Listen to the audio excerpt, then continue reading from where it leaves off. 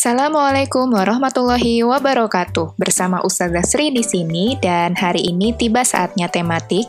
Semoga apa yang kita pelajari hari ini berkah dan bermanfaat ya. Baik, mungkin langsung saja kita awali pembelajaran kita hari ini dengan membaca doa sebelum belajar. Bismillahirrahmanirrahim. Rabbi shrah li sadri wa yassir li amri wahlul 'uqdatam min lisani yafqahu qawli rabbi zidni ilma warzuqni fahma amin.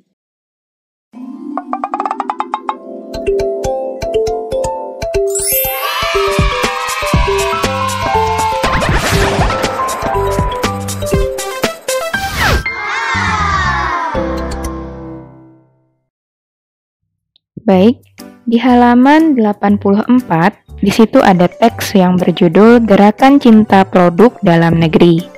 Nah, kalian baca sendiri teksnya, lalu coba temukan mana-mana saja kata yang merupakan kata tidak baku atau kosakata non baku.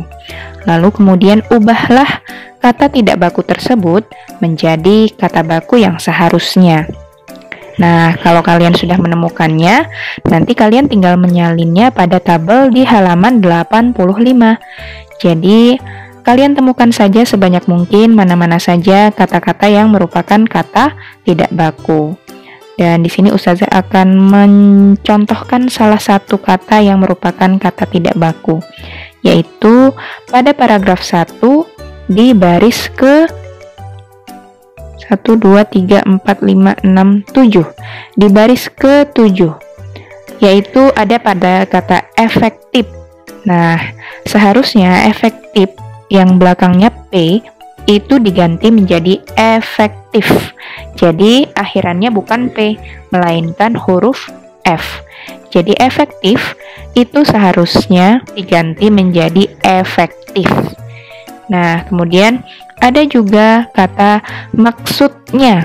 Nah, maksudnya di situ menggunakan T, padahal seharusnya menggunakan huruf D. Jadi, maksudnya di situ harusnya diubah menjadi maksudnya, tapi menggunakan huruf D ya. Memang sama pelafalannya, tapi hurufnya yang berbeda.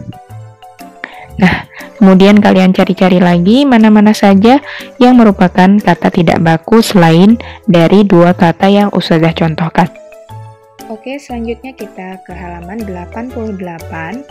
Di situ ada kotak-kotak yang harus kalian isi dan mengisinya nanti Ustazah contohkan satu persatu ya, yaitu mengenai cinta produk Indonesia. Nah, cinta produk Indonesia di sini dikelilingi oleh 4 kotak, yaitu kotak yang berisi contoh, bukan contoh, definisi, dan manfaat. Jadi, cinta produk Indonesia itu contohnya apa? Nah, misalnya Ustazah mencontohkan satu, yaitu dengan cara membeli produk-produk lokal atau produk-produk buatan dari dalam negeri, yaitu Indonesia. Nah, kemudian yang bukan contoh apa? Yang bukan contoh berarti sebaliknya, kalau tadi kita membeli produk Indonesia, maka yang bukan contoh di sini adalah membeli produk dari luar negeri. Jadi barang-barang branded internasional yang justru kita beli itu merupakan bukan contoh ya. Nah, kemudian definisi. Definisi di sini berarti definisi dari cinta produk Indonesia. Ya, berarti definisinya adalah pengertiannya. Nah, pengertiannya sebetulnya ini bisa macam-macam ya. Tapi intinya cinta produk Indonesia merupakan upaya menjunjung tinggi produk Indonesia sebagai bentuk penghargaan terhadap kreativitas anak bangsa. Nah, ini definisi dari Ustazah. Silahkan kalian kalau misalnya mendapatkan definisi-definisi yang lain atau pengertian-pengertian lain dari sumber-sumber yang lainnya. Misalnya kalian bisa cari pengertian cinta produk Indonesia dari Google atau mungkin bertanya dengan orang tua kalian di rumah. Nah, kemudian manfaat. Manfaatnya dari cinta produk Indonesia ini banyak. Jadi salah satunya adalah bisa menjadikan ekonomi Indonesia tetap stabil dan bahkan meningkat.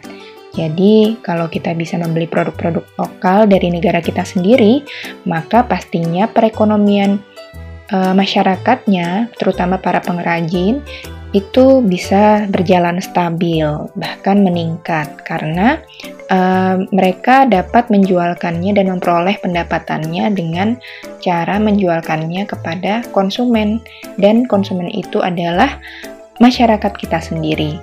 Jadi, diproduksi oleh warga negara kita dan juga dibeli oleh warga negara dari kita sendiri. Begitu.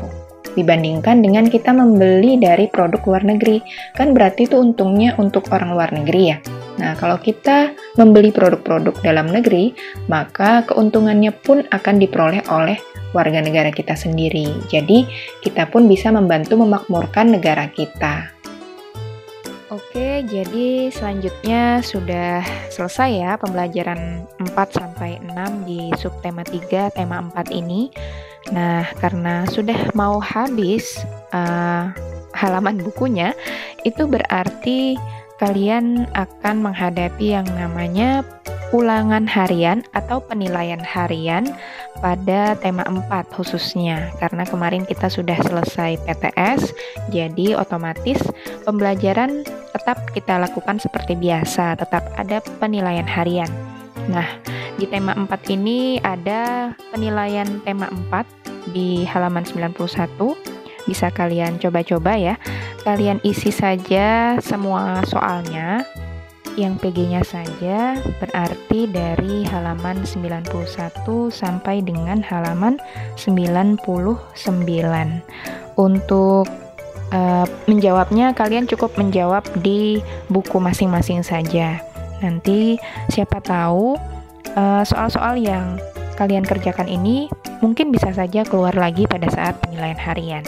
Jadi sambil diulang, sambil belajar, dan kalian ingat-ingat apa yang seharusnya menjadi jawaban yang paling benar.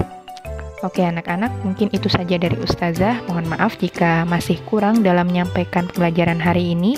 Semoga apa yang kita dapatkan hari ini berkah dan bermanfaat untuk kita semua. Kita cukupkan dengan say hamdalah. Alhamdulillahirabbil alamin. Segala puji bagi Allah Rabb semesta alam. Praise be to Allah. Assalamualaikum warahmatullahi wabarakatuh.